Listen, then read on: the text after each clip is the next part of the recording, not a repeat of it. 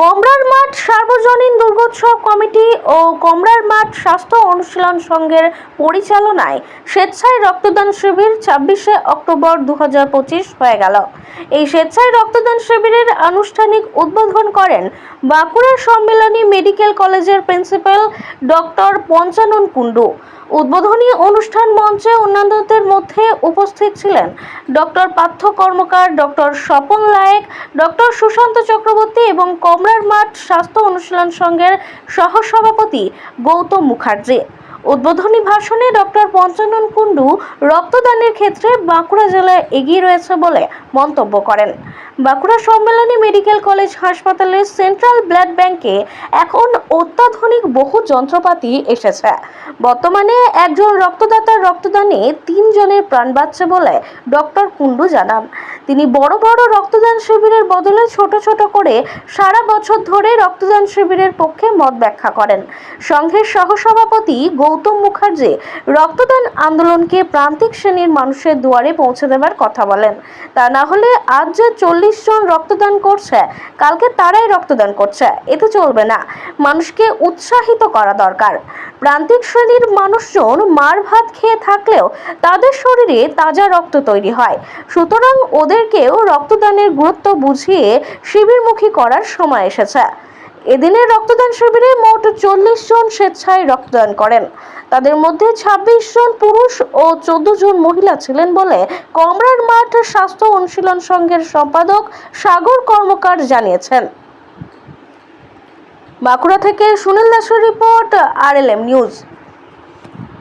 আপনারা সবাই জানেন যে রক্ত আমাদের অনেক ক্ষেত্রেই প্রয়োজন হয় এবং আমাদের বাঁকুড়া মেডিকেল কলেজে একটা সুবিধা রয়েছে যে এখানে রক্তটাকে ভাগ করা যায়। আমাদের যদি শুধু RBCটা লাগে, শুধু WBCটা লাগে, শুধু প্লেটলেটটা লাগে, প্লাজমাটা আলাদাভাবে সেপারেট করা যায়, কম্পাউন্ড সেপারেশন রয়েছে। ফলে একজন রক্ত দিলে আমরা ঠিকভাবে সেটা ব্যবহার করতে পারবো ভালোই। তবে তার মধ্যেই আবার ক্রাইসিসও মাঝে মাঝে হয় না, তা নয়, হয়। এবং আপনারা এই মহতী অনুষ্ঠানের মধ্য দিয়ে রক্ত দিয়ে বিভিন্নভাবে সাহায্য করেন বলেই অনেক রোগী বাঁচে। মায়েরা ডেলিভারির সময় রক্তক্ষরণ হয়, সেখানে মায়েরা বাঁচে, বাচ্চাদের প্রয়োজন হয়। খেলাশালি বেশি যেতে পারি না বিভিন্ন কাজের চাপের ফলে, রবিবার হলেও অনেক সময় কাজ থাকে। তবে এখান থেকে যখন একটা বলতে চাই, যেটা আমাদের চক্ষুদানের ব্যবস্থাও হয়েছে।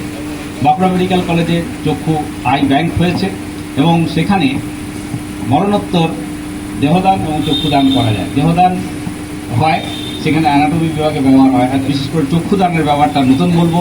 চক্ষুদান আমাদের মৃত্যুর পরে একজন যদি চক্ষুদান করেন, সেটা আমরা চক্ষু প্রদান হয়েছে এবং তারা এখন পৃথিবীর আলো দেখতে পাচ্ছেন। আমাদের এখানে কিন্তু খুব কমন, বিশেষ করে গ্রামে গঞ্জে। এই রক্তদান শিবিরে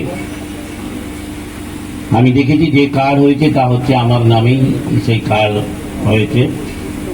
প্রতিদিনের কাছেও সেই কার্ডই গেছে। কিন্তু এই রক্তদান শিবিরটা নিয়ে আমি খুব বেশি কিছু কাজ করতে পারিনি, কারণ আমার একটা সারা বছরের মস্ত বড় দায়িত্ব। আপনারা জানেন যে লোকাতড়া শ্মশানের যে মায়ের পুজো হয়, সেটাকেই আমি সময় দিই এবং সেটা মূল দায়িত্বে যখন আমি থাকি, সেই কারণেই আমি এই রক্তদান শিবিরে কোনো সময় দিতে পারবো। আমি একটা কথাই আজকে বলবো যে আজকে যতজন এখানে রক্তদান করবে, তা হচ্ছে আমার মনে হয় যে 40 থেকে 50 জন রক্তদাতা রক্তদান করবে। তারই রক্তদান আমরা করি কেন না, মানুষের জীবন বাঁচানোর জন্য। এমনই মানুষের জীবন বাঁচানোর জন্য যে আমরা রক্তদান করছি, এই রক্তদান করাটা যদি আরো মানুষের মধ্যে ছড়িয়ে দেওয়া যায়, আজকে যদি এমন ঘটনা হতো যে 50 জন রক্তদাতা রক্ত দিচ্ছেন, তাদের মধ্যে 20 জন নতুন রক্তদাতা হতো, সেটা বড় আনন্দের বিষয়। কিন্তু এটা আমরা কজন গরিব মানুষ, বস্তির মানুষ, খেটে খাওয়া মানুষ, তাদের মধ্যে আমরা এই প্রচারটাকে করতে পারছি না। এইটাকে যদি করতে পারি, নতুন যদি গরিব মানুষকে নিয়ে আসতে পারি, তাহলে আমার মনে হয় যে একটা রক্তদান, এখানে আমি যদি 1 ইউনিট রক্তদান করি, তার থেকেও বড় কাজ কিন্তু যে মানুষের মধ্যে এটাকে ছড়িয়ে দেওয়া, মানুষের ভয়টাকে ভাঙানো। গরিব মানুষ, আমি বারে বারে বলি যে এটা 16 জনে একটা রক্তদান শিবির করেছিলাম এবং সেখানে 254 জন মহিলা রক্ত দিয়েছিল এবং সেখানে প্রায় দেখেছি আমি যে 350 থেকে 400 হচ্ছে বস্তির মানুষ রক্ত দিয়েছিলেন। তবেই এটা 1000 ইউনিট সম্ভব হয়েছিল। সেদিনে লোকাতলাতে প্রমাণ করেছিলাম যে না, মাড়ে মাড়ে ভাতে রক্ত আছে, এটা মানুষ বুঝেছিল।